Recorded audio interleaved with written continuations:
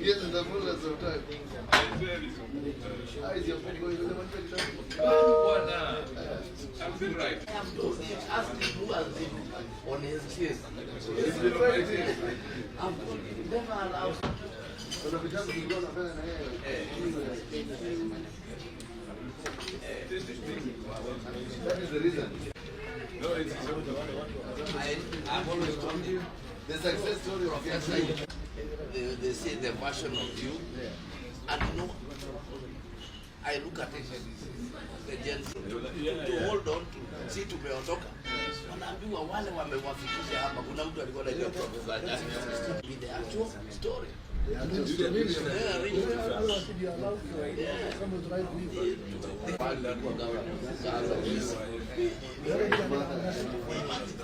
at him.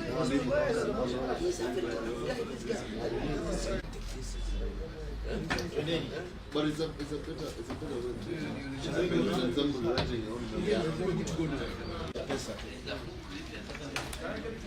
Not serious money.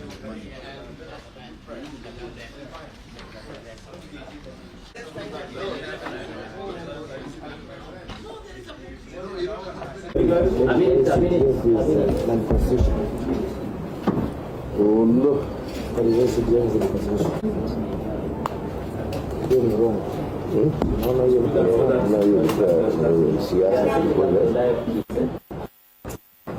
yes, it will take the hand of East and West. Yeah, East and West. You know that.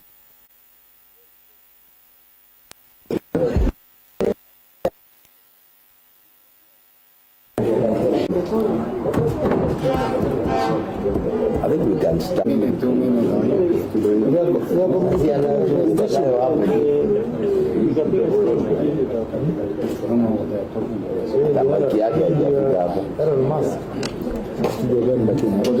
Ailete hapa. Is it on? Yes. Yeah, it's wireless. I initial the pages. Just a moment, I initial this presser.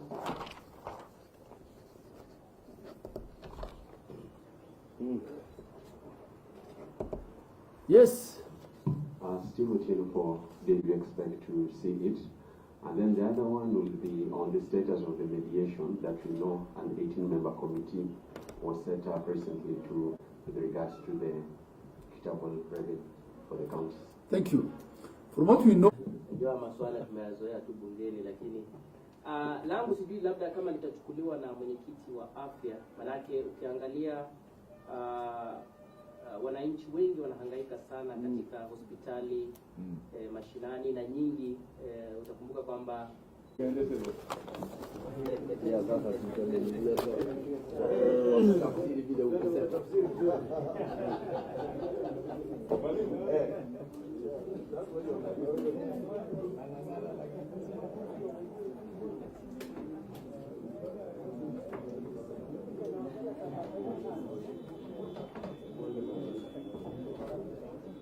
we note with great concern the delays by the controller of budget to approve requisitions for the withdrawal of funds. This is unacceptable to an institution that's supposed to be facilitative. We call upon the controller of budget to stop being a bottleneck to this process and ensure counties access their funds in a timely manner.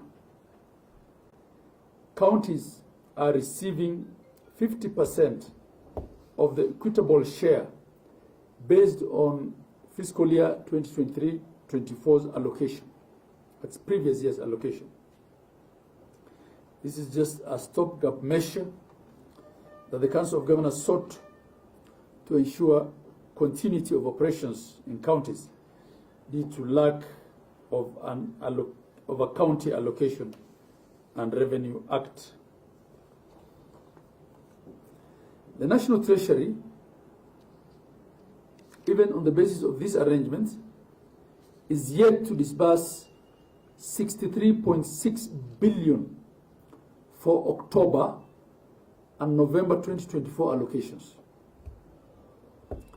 However, by December 2024, the 50% will have been exhausted, which means county governments will not receive any disbursements from January 2025. If the process results in a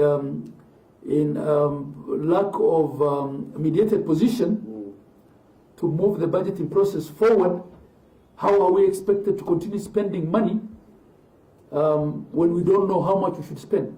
Counties now don't know what to commit, what not to commit. They don't know whether to do supplementary budgets or not.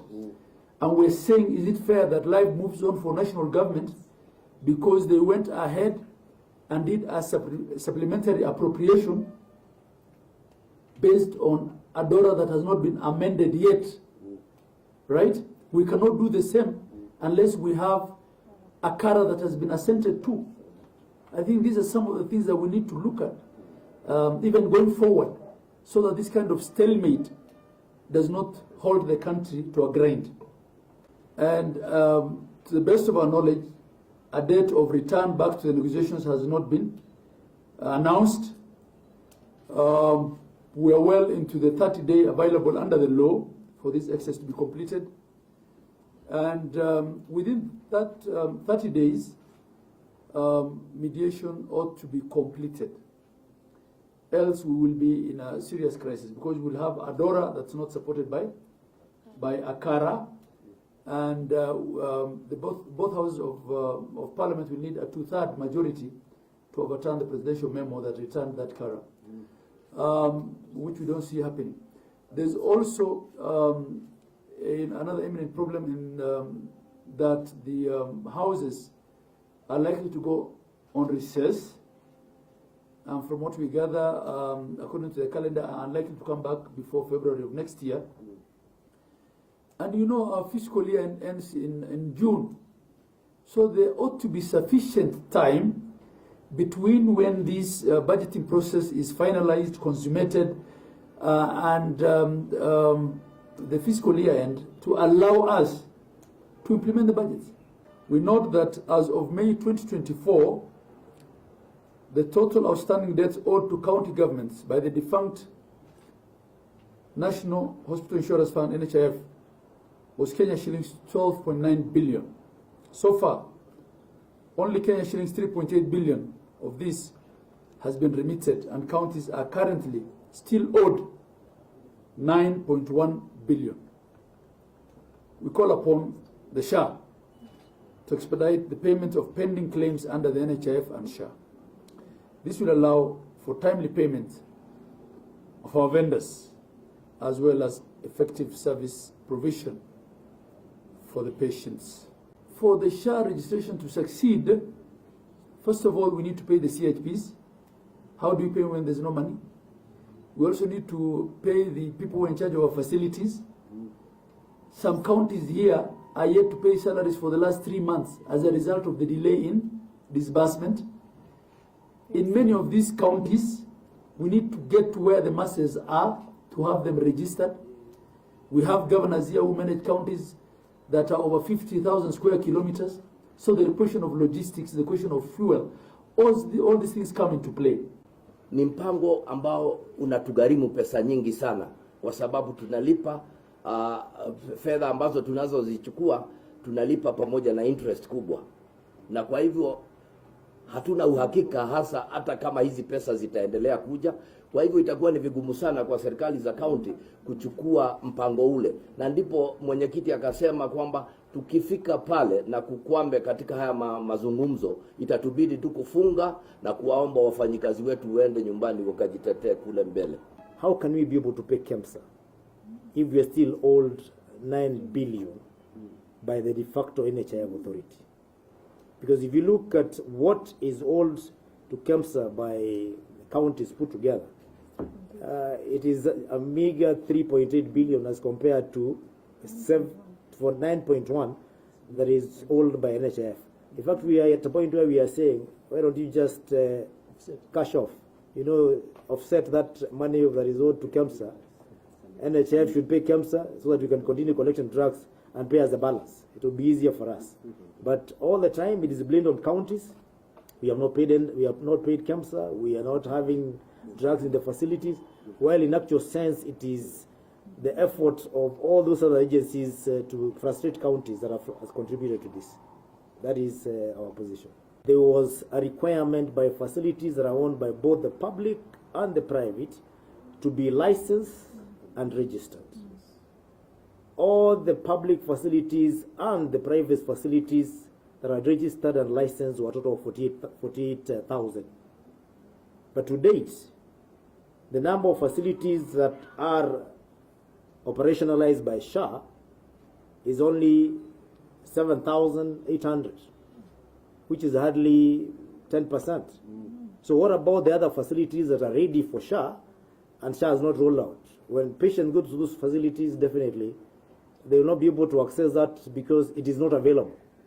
And therefore, we have to pull up our socks both on the side of SHA itself and the public to make sure that they register themselves. Only then will the system start working 100%, and we stop having this issue of SHA is not working. It's not working because all of us have a role to play, which we have not played, for that matter. Out of the population of almost 60 million Kenyans, only 14,000 have registered. 14, only 14 million. Out of the 60 million, only 14 million have registered. Of this 14 million 800, 8.5 are new. 6.2 are the ones that were moved from NHIF to SHA. Practically, it means that only 8 million Kenyans have taken the responsibility to register themselves to be known so that they can be treated using SHA in the facilities. What is the problem? The problem could be both attitude by the people themselves. It could be the message that is coming from us, the public, when we all the time talk about SHA is not working, and therefore people don't feel the urge to register themselves. And we are asking all the stakeholders to please urge and help all the Kenyans register themselves. It's the only way you can be able to go to a hospital and be claimed without paying, and because the facility will claim later from the SHA. If you're not registered, that is where we have that element of facilities asking you to pay, for you to pay in cash because you're not in the system.